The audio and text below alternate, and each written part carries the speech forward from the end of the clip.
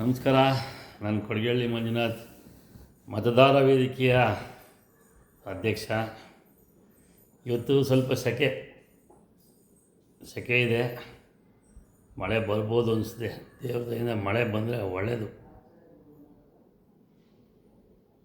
ನಿನ್ನೆ ಬಿಡದಿಯ ಒಂದು ಘಟನೆ ಬಗ್ಗೆ ಒಂದು ಸಣ್ಣದಾಗಿ ಒಂದು ವಿಡಿಯೋ ಮಾಡೋಣ ಅನ್ನಿಸ್ತು ಕಣ್ರಿ, ಅದಕ್ಕೆ ಮಾಡ್ತಾಯಿದ್ದೀನಿ. ರೈತರೇ, ದಯವಿಟ್ಟು ನೀವು ಅಧಿಕಾರಿಗಳನ್ನ ಪರ್ಕೆಲ್ ಹೊಡೆಯೋದು, ಚಪ್ಪಲಿ ಹೊಡೆಯೋದು ಅದು ಮಾಡೋದ್ರಿಂದ ನಿಮ್ಮ ಸಮಸ್ಯೆ ನಿಜವಾಗಲೂ ಸಾಲ್ವ್ ಆಗಲ್ಲ. ಅದೊಂದು ನಿಮ್ಮ ಮೇಲೆ ಒಂದು 4 ಕೇಸ್ ಬೀಳುತ್ತೆ ಅಷ್ಟೇ. ಅದು ಬಿಟ್ಟರೆ ಇನ್ನೇನೂ ಆಗೋದಿಲ್ಲ, ನಿಮ್ಮ ಹೊಲ ಅಂತೂ ಉಳಿಯೋದಿಲ್ಲ. ಸರ್ಕಾರಗಳು ಮನಸ್ಸು ಮಾಡಿಬಿಟ್ರೆ ಈ ಜಮೀನು ತಗೊಳ್ಳೇಬೇಕು ಅಂತಂದರೆ, ಈ ಜಮೀನು ರೈತರು ಕಿತ್ಕೊಳ್ಳೇಬೇಕು ಅಂತಂದರೆ ಕಿತ್ಕೊಂತಾರೆ. ಈಗ ನಾವಾಗಲೇ ನನ್ನ ಊರಲ್ಲಿ ನೋಡಿದ್ದೀವಿ. ನನ್ನ ಊರು ಕ್ವಿನ್ ಸಿಟಿ ಅಂತ ಮಾಡಿದ್ದಾರೆ, KEDB ಅಕ್ವಿಷನ್. ಒಂದು 2 ವರ್ಷದ ಹಿಂದೆ ಒಬಳಾಪುರ ಅಂತ ಮಾಡಿದ್ರು. ಅವಾಗೆಲ್ಲ ನಮ್ಮೂರು ಜನ ಅವರು ಹೋರಾಟ ಮಾಡಿದ್ರು. ಪಾಪ ಹೋರಾಟ ಮಾಡಿದಾಗ ನಮ್ಮೂರು ಜನ ಎಲ್ಲ ಅಂದರೆ ನಮಗೆ ಬರೋಲ್ಲ ಬಿಡು, ಅದು ಅಲ್ಲೇ ಇದೆ, ಅಲ್ಲೇ ಮಾಡ್ಕೊತಾರೆ ಅನ್ನೋ ಥರ ಉದಾಸೀನ ಮಾಡಿದ್ರು. ನೆಕ್ಸ್ಟ್ ನಮ್ಮೂರು ಮಾಡಿದ್ರು. ಸರ್ಕಾರಗಳು ಏನು ಮಾಡ್ತವೆ ಅಂತಂದರೆ, ಅವರು ಗುರುತಿಸೋದು ಒಂದು ಪಂಚಾಯತಿ ವ್ಯಾಪ್ತಿಯಲ್ಲಿ ಒಂದು 15 ಹಳ್ಳಿ ಬರ್ತವೆ. ಅಂದರೆ 15 ಹಳ್ಳಿ ಗುರುತಿಸ್ತಾರೆ. ಅವರು ಅಧಿಸೂಚನೆ ಹೊಡಿಸೋದು ಬರೇ 3 ಹಳ್ಳಿಗೆ ಮಾತ್ರ. 1,000 ಎಕರೆ, 1,500 ಎಕರೆ, 2,000 ಎಕರೆ ಅಧಿಸೂಚನೆ ಹೊಡಿಸ್ತಾರೆ. KEDB ಆಗ್ಬೋದು, GPR ಆಗ್ಬೋದು, ಬಿಡದಿ ಆಗ್ಬೋದು, ಆನೇಕಲ್ ಆಗ್ಬೋದು, ದೊಡ್ಡಬಳ್ಳಾಪುರ ಆಗ್ಬೋದು, ದೇವನಹಳ್ಳಿ ಆಗ್ಬೋದು, ಎಲ್ಲ ಕಡೆಯೂ ಮಾಡ್ತಾಯಿರೋದು ಅದನ್ನೇ. ಸರ್ಕಾರ ಅಂತಂದರೆ ನಾನು ಬರೀ ಈಗಿನ ಸರ್ಕಾರ ಅಂತ ಹೇಳ್ತಿಲ್ಲ, ಹಿಂದಿನ ಸರ್ಕಾರಗಳು ಅದೇ ಮಾಡಿರೋದು. ನೀವು ಅಂದ್ಕೊಂಡಿದ್ದೀರಾ ಈ ಸರ್ಕಾರ ಮಾಡ್ತು, ಆ ಸರ್ಕಾರ, ಎಲ್ಲ ಸರ್ಕಾರಗಳು ಎಲ್ಲ ಅಂಟಂದಿರು. ಅವ್ರು ಯಾರೂ ನಿಮ್ಮ ಪರವಾಗಿಲ್ಲ, ರೈತರ ಪರವಾಗಿಲ್ಲ. ಸೊ ಅಧಿಸೂಚನೆ ಹೊಡೆಸ್ಬಿಟ್ಟು ಏನು ಮಾಡ್ತಾರೆ, ಕೆಲವೊಂದು ಜನ ಮೀಡಿಯೇಟ್ರನ್ನ, ಬ್ರೋಕರ್ಗಳನ್ನ ಬಿಡ್ತಾರೆ.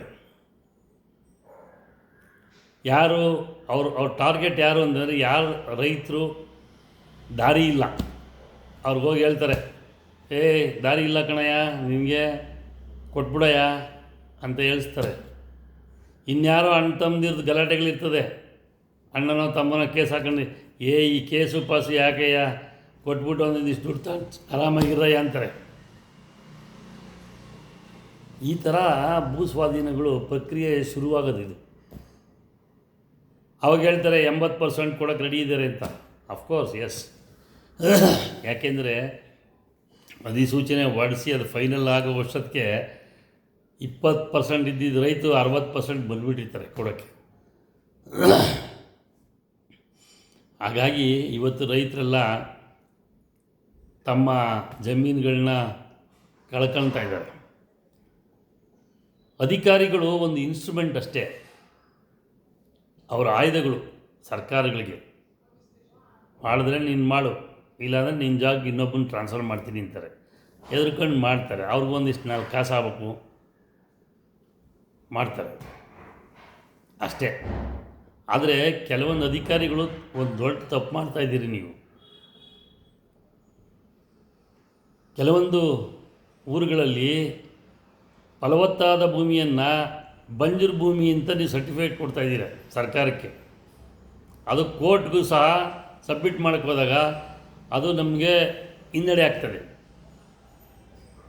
ರೈತರಿಗೆ ಮೊದಲೇ ಹಿನ್ನಡೆ ಅದು. ಇವರು ಬಂಜರು ಭೂಮಿ ಅಂತ ಮೊದಲೇ ಸರ್ಟಿಫೈ ಮಾಡಿರ್ತಾರೆ. ಗ್ರೌಂಡ್ ವಾಟರ್ ಹಾಳಾಗಿದೆ, ಗ್ರೌಂಡ್ ವಾಟರ್ ಇಲ್ಲ. ಆಮೇಲೆ ಇವರಿಗೆ 2 ಕಾಯ್ದೆಗಳಿದೆ. KEDBನಲ್ಲಿ 2 ಕಾಯ್ದೆ ಇದೆ, 2 ರೂಲ್ಸ್ ಇದೆ. ಅವ್ರಿಗೆ ಯಾವುದು ಅಪ್ಲಿಕೇಬಲ್ ಆಗುತ್ತೆ ಆ ರೂಲ್ಸ್ ಇಂಪ್ಲಿಮೆಂಟ್ ಮಾಡ್ತಾರೆ. ಸೊ ಹಾಗಾಗಿ ದಯವಿಟ್ಟು ನೀವು ರೈತರು ಅರ್ಥ ಮಾಡ್ಕೊಳ್ಳಿ. ಈಗಂತೂ ನಿಮ್ಮ ಸಮಸ್ಯೆಗಳನ್ನ ಡೆಫಿನೆಟ್ಲಿ ಯಾರೂ ಸಾಲ್ವ್ ಮಾಡೋಕ್ಕಾಗಲ್ಲ. ಯಾಕೆಂದರೆ ನಮ್ಮಲ್ಲಿ ಯಾರಿಗೂ ಒಗ್ಗಟ್ಟೇ ಇಲ್ಲ. ಯಾವ ರೈತರ ನಾಯಕನೂ ಇಲ್ಲ, ಯಾವ ರೈತರು ಮುಂದೆ ಬರೋಲ್ಲ. ಯಾರೋ ರಾಜಕಾರಣಿ ಲೀಡ್ ಮಾಡ್ತಾರೆ, ಅದಾಗುತ್ತೆ, ಅವ್ರು ಎಷ್ಟಾಗುತ್ತೋ ಅಷ್ಟು ಮಾಡ್ತಾರೆ, ಅವ್ರ ಪಕ್ಷ ಬೆಳೆಸ್ತಾರೆ ಅಷ್ಟೇ. ಅದು ಬಿಟ್ಟರೆ ಇನ್ನೇನು ಆಗಲ್ಲ. ನಿಜವಾಗ್ಲೂ ಇದು ಸತ್ಯವಾಗಿ ಹೇಳೋ ಮಾತಿದ್ದು ನಾನು ಆ ಪಾರ್ಟಿ ಈ ಪಾರ್ಟಿ ಅಂತ ಹೇಳ್ತಾ ಇಲ್ಲ. ದಯವಿಟ್ಟು ನೀವು ಅರ್ಥ ಮಾಡ್ಕೊಳ್ಳಿ, ಈಗಲಿಂದಲೇ ಮಾನಸಿಕವಾಗಿ ಅರ್ಥ ಮಾಡ್ಕೊಳ್ಳಿ. ನೀವು ಎಲೆಕ್ಷನ್ ಮಾಡುವಾಗ ಒಳ್ಳೆಯ ಅಭ್ಯರ್ಥಿನ ಸೆಲೆಕ್ಟ್ ಮಾಡಿ, ಒಳ್ಳೆಯ ಅಭ್ಯರ್ಥಿನ ಸೆಲೆಕ್ಟ್ ಮಾಡಿ. ಅವನು ಕೊಡೋ ಕಾಸಿಗೆ, ಅವನು ಕೊಡೋ 1,000 ರೂಪಾಯಿಗೆ ನೀವು ಓಟ್ ಹಾಕಿದರೆ ನಮಗೆ ಇದೇ ಪರಿಸ್ಥಿತಿ ಬರೋದು. ಅದರಿಂದ ದಯವಿಟ್ಟು ರೈತರು ಅರ್ಥ ಮಾಡ್ಕೊಬೇಕು. ಇವತ್ತು ಹಣದ ಅವಲಂಬನೆ ರೈತನಿಗೆ ಭಾಳ ಇದೆ. ಯಾಕೆ ಅಂತಂದರೆ ಅದರಲ್ಲೂ ಹೆಲ್ತ್ ಸೆಕ್ಟ್ರಲ್ಲಿ ಏನು ಅವಲಂಬನೆ ಇದೆ. ಹಳ್ಳಿ ಕಡೆ ನಾವು ತಂಬಾಕು ಸೇವನೆ ಮತ್ತು ಬೀಡಿ ಕುಡಿಯೋದು, ರಾಸಾಯನಿಕ ಗೊಬ್ಬರಗಳನ್ನು ನಾವು ಸಿಂಪಡಿಸುವಾಗ ಅಥವಾ ಅದನ್ನು ಉಪಯೋಗಿಸುವಾಗ ಪ್ರಿಕಾಷನರಿ ಇಲ್ಲದೇ ಉಪಯೋಗಿಸೋದು. ಈಗ ಸಪೋಸ್ ನಾನು ಹೇಳ್ತೀನಿ, ಒಬ್ಬ ರೈತ ಒಂದು ರೌಂಡ್ ಆಫ್ ಹೊಡಿಬೇಕಂತಂದರೆ ಅಥವಾ ಹೊಡಿತಾನೆ ಅಂತಂದರೆ, ರೌಂಡ್ ಆಫ್ ಹೊಡೆಯೋದೇ ತಪ್ಪು ನನ್ನ ಪ್ರಕಾರ. ಹೊಡಿತಾನೆ ಅಂದಾಗ ಅವನ ಮುಖಕ್ಕೆ ಬಟ್ಟೆ ಕಟ್ಕೊಳ್ಳಲ್ಲ, ಆ ಥರ ಪ್ರಿಕಾಷನ್ ತಗೊಳ್ಳಲ್ಲ.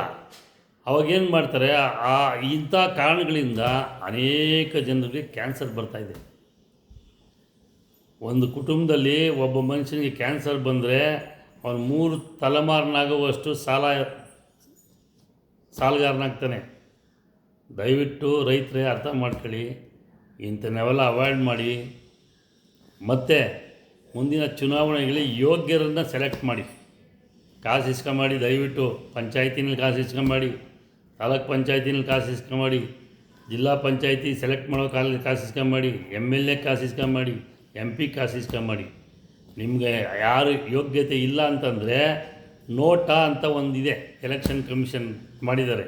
ನನಗೆ ಈ ಅಭ್ಯರ್ಥಿ, ಈ 5 ಜನ ಅಭ್ಯರ್ಥಿಗಳಿರ್ತಾರೆ, 5 ಜನದಲ್ಲಿ ಯಾರೂ ನನಗೆ ಇಷ್ಟ ಆಗಿಲ್ಲ ಅಂದರೆ ನೋಟಾಗಿ ಹಾಕ್ಬಿಡಿ.